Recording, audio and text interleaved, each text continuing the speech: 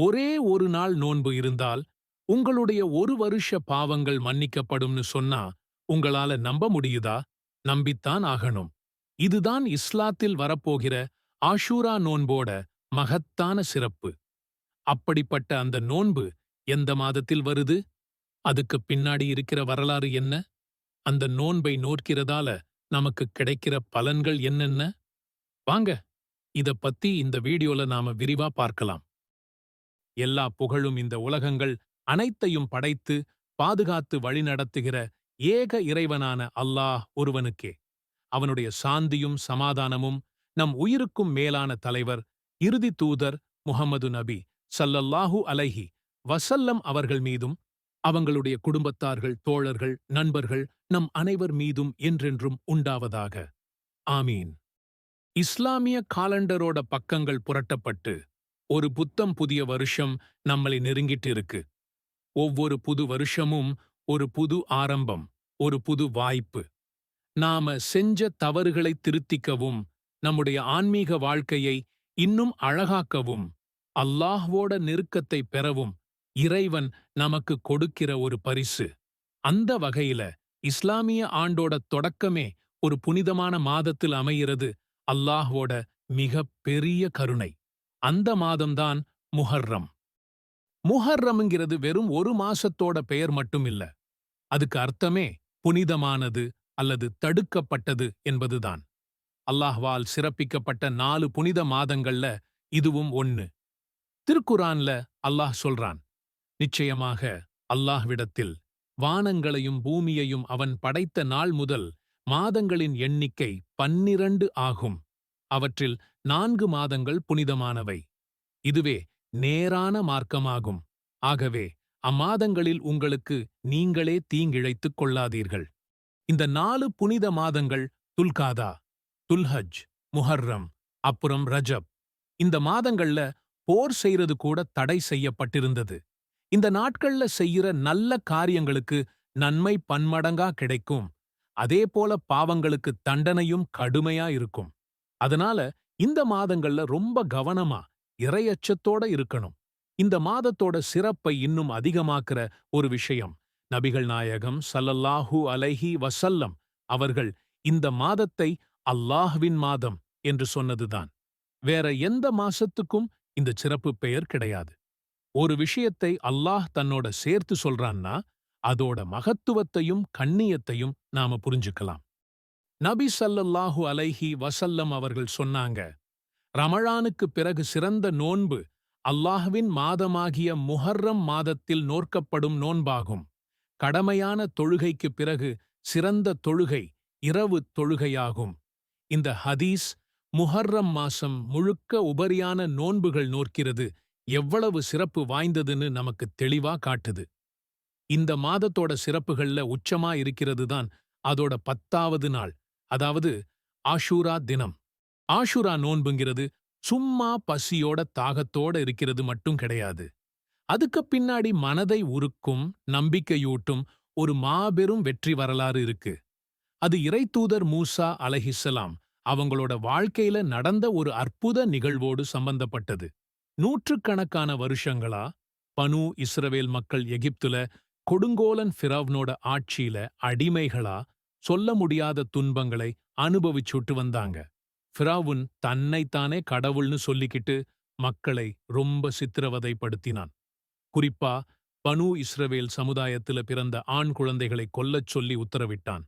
அந்த இருண்ட காலத்தில்தான் அல்லாஹ் தன்னுடைய தூதரா மூசா அலைஹிஸ்ஸலாம் அவர்களை அனுப்பி ஃபிரௌன் கிட்ட இருந்து மக்களை காப்பாத்தும்படி கட்டளையிட்டான். மூசா அலைஹிஸ்ஸலாம் அவர்கள் ஃபிரௌன் கிட்ட போய் அல்லாஹ்வின் செய்தியைச் சொன்னாங்க. பல அற்புதங்களைக் காட்டினாங்க. ஆனா ஆணவத்தால கண்மறைக்கப்பட்ட ஃபிரௌன் உண்மையை ஏத்துக்கல. அவனோட கொடுமைகள் இன்னும் அதிகமாச்சு. கடைசியா அல்லாஹ் மூசா அலைஹிஸ்ஸலாம் அவர்களையும் அவங்களை பின்பற்றினவங்களையும் எகிப்தை விட்டு வெளியேறச் சொன்னான். அவங்க ராத்திரியோட ராத்திரியா கிளம்பிட்டாங்க.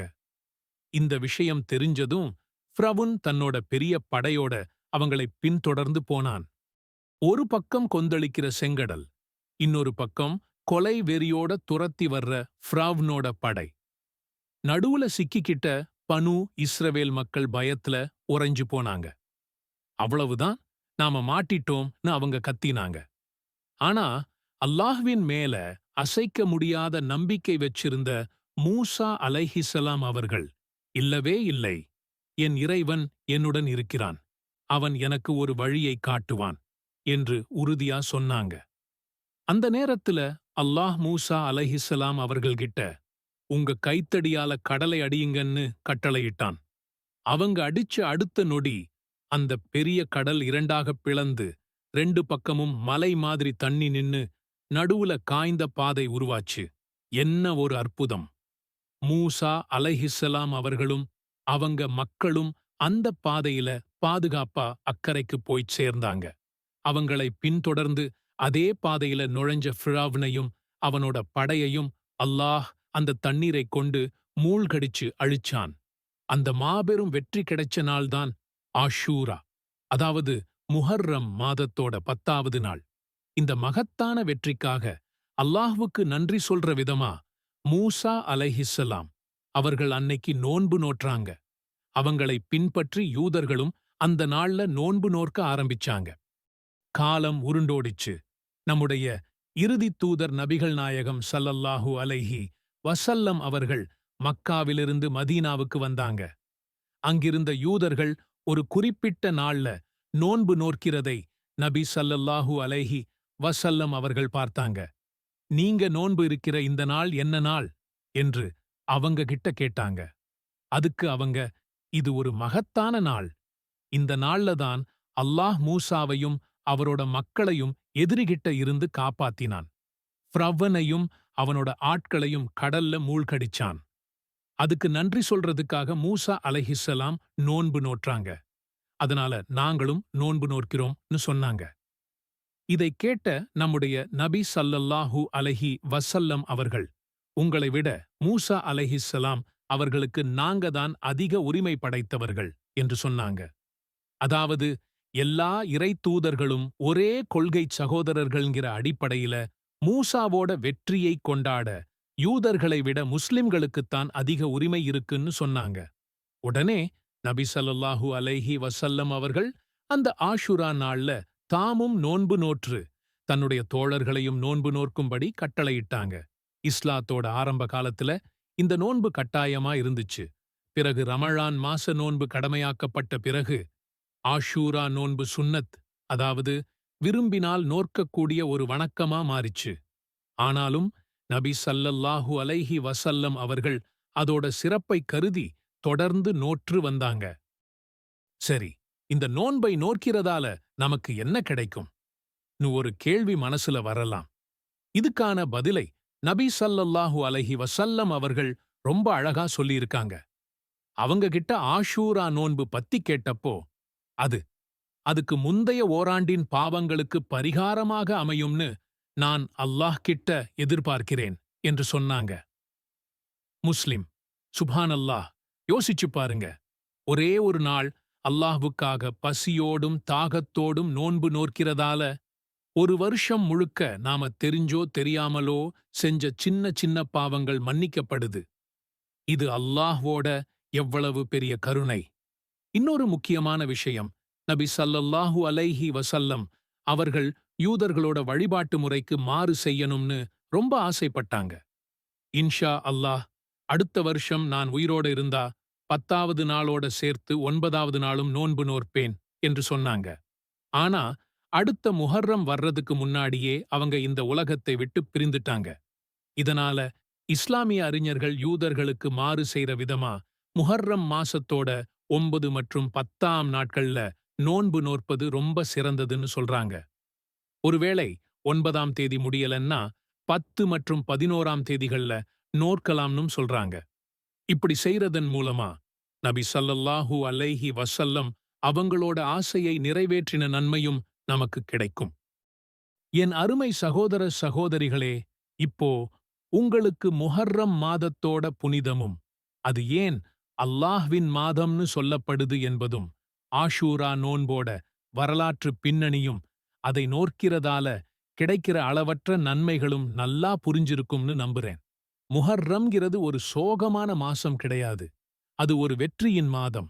ஒரு கொடுங்கோலன் அழிக்கப்பட்டு, இறைத்தூதரும் நம்பிக்கையாளர்களும் காப்பாற்றப்பட்ட ஒரு சந்தோஷமான நாள். அந்த வெற்றிக்காக அல்லாஹ்வுக்கு நன்றி சொல்றதுதான் ஆஷூரா நோன்போட உண்மையான நோக்கம். அதனால வரப்போற இந்த புனிதமான மாதத்தை நாம சரியா பயன்படுத்துவோம். குறிப்பா முஹர்ரம் 9 மற்றும் 10ஆம் தேதிகள்ல ஆஷூரா நோன்பை நோர்க்க முயற்சி செய்வோம். இந்த மாதத்துல அதிகமா குர்ஆன் ஓதுறது, திக்ர் செய்றது, தர்மம் செய்றதுன்னு நல்ல காரியங்கள்ல ஈடுபட்டு அல்லாஹ்வோட அருளை பெறுவோம். கடந்த ஒரு வருஷத்தோட பாவங்கள் மன்னிக்கப்படக்கூடிய இந்த மிகப்பெரிய வாய்ப்பை நாம தவற விட்டுட வேண்டாம். யா அல்லாஹ், எங்களை முஹர்ரம் மாதத்தின் நன்மைகளை முழுமையாக அடையும் நன்மக்களாக ஆக்குவாயாக. ஆஷுரா நோன்பை உன்னுடைய திருப்திக்காக நோர்க்கும் பாக்கியத்தை எங்களுக்கும் எங்கள் குடும்பத்தாருக்கும் முழு முஸ்லிம் உம்மத்திற்கும் தந்தருள்வாயாக. அதன் மூலம் எங்கள் சிறிய பாவங்களை மன்னிப்பாயாக. எங்கள் அனைவரையும் உனது நேர்வழியில் நிலைத்திருக்கச் செய்து ஈருலகிலும் வெற்றியாளர்களாக ஆக்குவாயாக. ஆமீன் யா ரப்பல் ஆலமீன்.